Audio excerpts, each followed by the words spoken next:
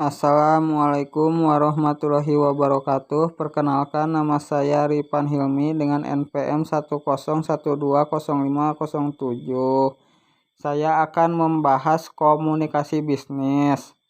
Komunikasi antar pribadi merupakan bentuk komunikasi yang dilakukan oleh dua orang atau lebih dengan menggunakan bahasa yang mudah dipahami kedua belah pihak dan cenderung lebih fleksibel dan informal.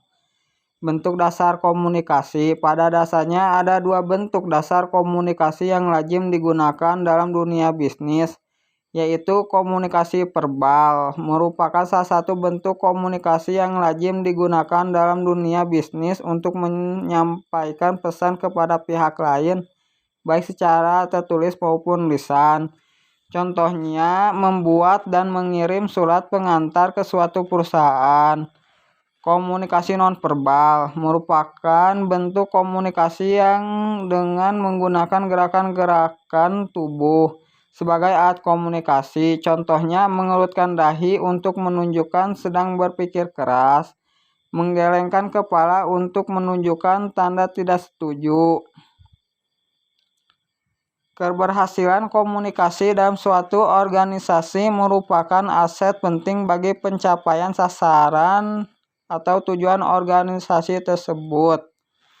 Hubungan komunikasi. Peran manajerial mencakup peran antar pribadi, mencakup tokoh figur, pemimpin, dan penghubung. Peran informasional mencakup monitoring, penyebar informasi, dan juru bicara. Peran keputusan mencakup peran wirausaha, pemecah masalah, pengalokasian sumber daya.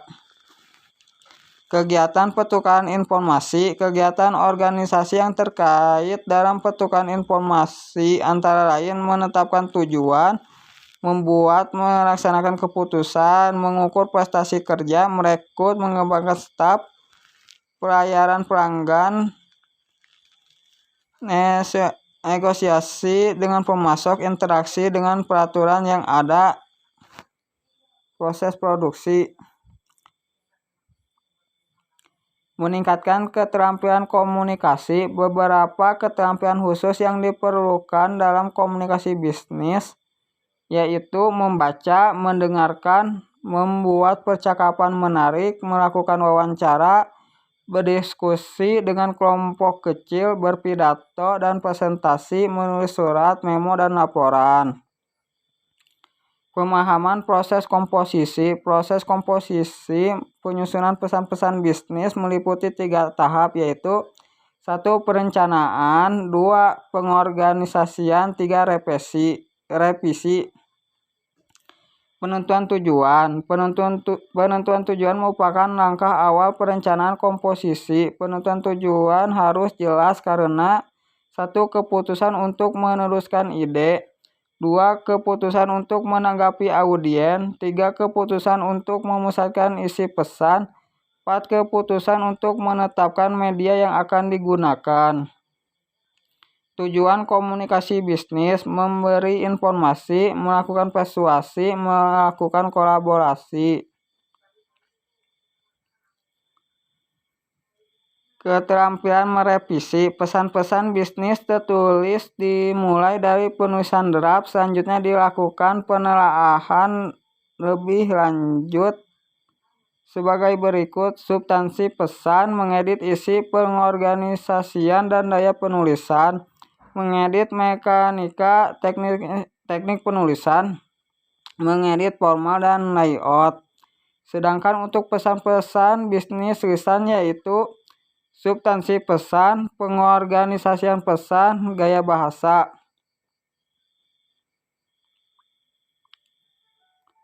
Pentingnya pengorganisasian yang baik. Hal yang perlu diperhatikan dalam pengorganisasian pesan-pesan: 1. Subjek dan tujuan harus jelas. 2. Semua informasi harus berhubungan dengan subjek dan tujuan. Ide-ide harus dikelompokkan dan disajikan dengan cara yang logis. Semua informasi yang penting harus sudah tercakup.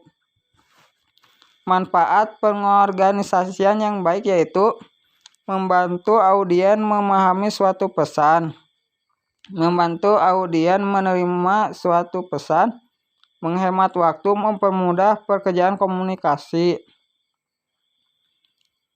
Pengorganisasian pesan-pesan melalui outline. Pengorganisasian pesan-pesan bisnis melalui outline dapat dilakukan melalui 2 tahap, yaitu 1. Mendefinisikan dan mengelompokkan ide-ide penyusunan outline. Tahap 1 adalah sebagai berikut. Mulailah dengan ide pokok. Nyatakan poin-poin pendukung yang penting.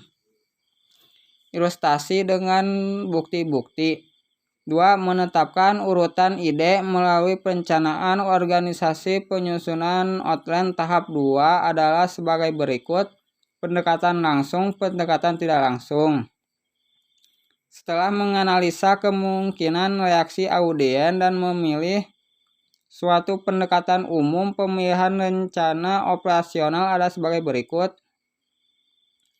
Direct request, pesan-pesan rutin, good news atau goodwill, pesan-pesan bad news, pesan-pesan persuasif.